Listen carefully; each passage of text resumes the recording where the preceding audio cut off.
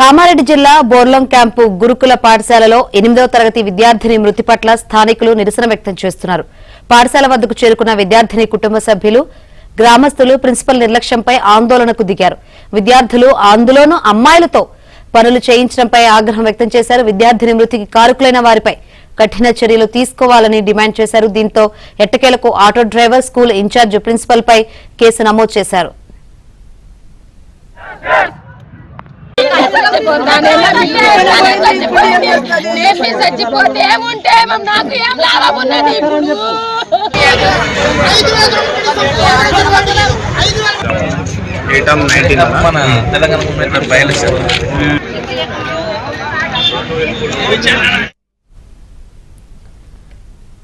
గణతంత్ర దినోత్సవ ఏర్పాట్ల కోసం కుర్చీలు, ఫర్నిచర్ ను బయట నుంచి ఆటోలో తీసుకువెళ్తుండగా ప్రమాదం జరిగింది. ఆటో డ్రైవర్ వేగంగా నడపడంతో మొదట ఓ విద్యార్థిని కింద పడిపోయింది. ఆ తర్వాత కొద్ది దూరం వెళ్లగానే సంగీత ఆటోలో నుంచి పడిపోయింది. ఆమె తలకు తీవ్ర గాయం కావడంతో తోటి విద్యార్థినులు, సిబ్బంది బాలికను ఆసుపత్రికి తరలించారు. అప్పటికే సంగీత మరణించిందని వైద్యులు తెలిపారు. ఆటోలో నుంచి అమ్మాయిలు పడిపోయిన దృశ్యాలు సీసీ ఫుటేజ్ లో రికార్డయ్యాయి.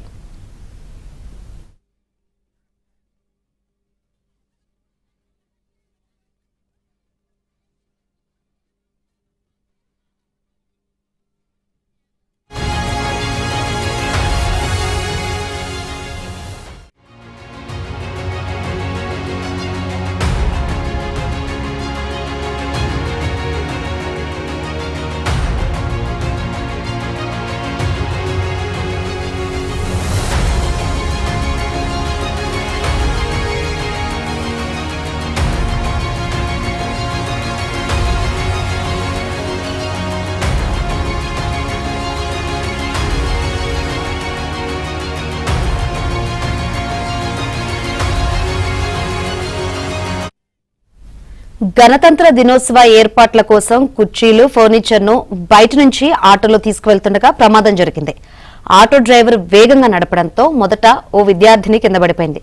ఆ తర్వాత కొద్ది దూరం వెళ్లగానే సంగీత ఆటోలో నుంచి పడిపోయింది.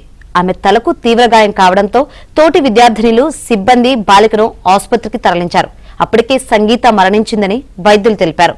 ఆటోలో నుంచి అమ్మాయిలు పడిపోయిన దృశ్యాలు సీసీ ఫుటేజ్ లో రికార్డయ్యాయి.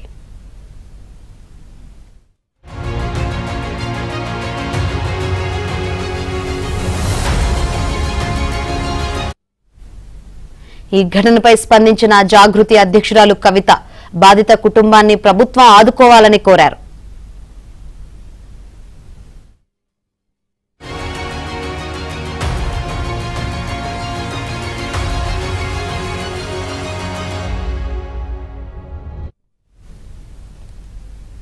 మరిన్ని వివరాలు మా ప్రతినిధి శ్రీపతిని అడిగి తెలుసుకుందాం.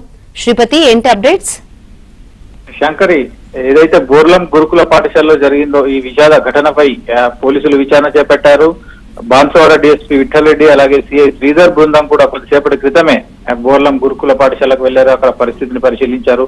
ఏదైతే సీసీ ఫుటేజ్ లో దొరికిన విజువల్స్ ఉన్నాయో, దృశ్యాలు ఉన్నాయో, వాటి ఆధారంగా జరిపిన విచారణలో కొన్ని విషయాలు వెలుగులోకి వచ్చాయి. ఈ దశలోనే ఆటో డ్రైవర్ కొండ కాశీనాథ్, అలాగే బోర్లం ఎస్సీ బాలికల విద్యాలయానికి సంబంధించిన ఇన్ఛార్జ్ ప్రిన్సిపల్ గా ఉన్న సునీతపై కేసు నమోదైంది. ఈ ఇద్దరిపై ప్రస్తుతం కేసు నమోదు చేసి తదుపరి విచారణ కూడా కొనసాగిస్తున్నారు. అయితే ప్రాథమికంగా అందిన సమాచారం, అలాగే అక్కడ వెలువడ్డ ఇన్ఫర్మేషన్ ప్రకారం చూస్తే మొత్తం 4 అమ్మాయిలు ఈ ఆటోలో ఎక్కారు.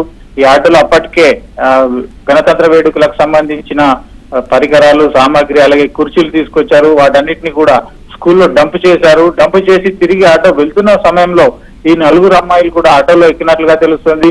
వీరంతా కూడా లోపల నుంచి గేట్ వరకు అంటే సరదాగా వెళ్దామనే ఉద్దేశంతో ఎక్కారా, లేదా బయటకు వెళ్లే ఉద్దేశంతో ఎక్కారా అనే విషయం ఇంకా క్లారిటీ లేదు. కానీ 4 అమ్మాయిలు మాత్రం ఆటోలో ఎక్కి గేట్ వైపు వెళ్తున్నారు.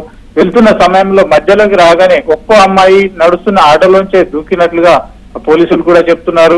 కొద్దిసేపటి క్రితం మనం డిఎస్పీ విఠల్ రెడ్డితో కూడా మాట్లాడాము. ఆయన కూడా ఇస్తున్న సమాచారం ప్రకారం నడుస్తున్న ఆటోలోంచి వీరు ఉద్దేశపూర్వకంగానే దూకినట్టుగా చెప్తున్నారు.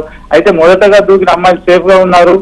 చివరిగా సంగీత దూకిన సమయంలో ఆమె తల రోడ్డుపై పడడము, అలాగే తలకు సివియర్ గా ఇంజురీస్ కావడంతో ఆమె ప్రాణాలు కోల్పోయినట్లుగా తెలుస్తుంది. అయితే ఈ సంఘటన ఎందుకు జరిగింది అనే విషయంలో మాత్రం ఇంకా పోలీసులు ఫైనల్ చేయాల్సి ఉంది.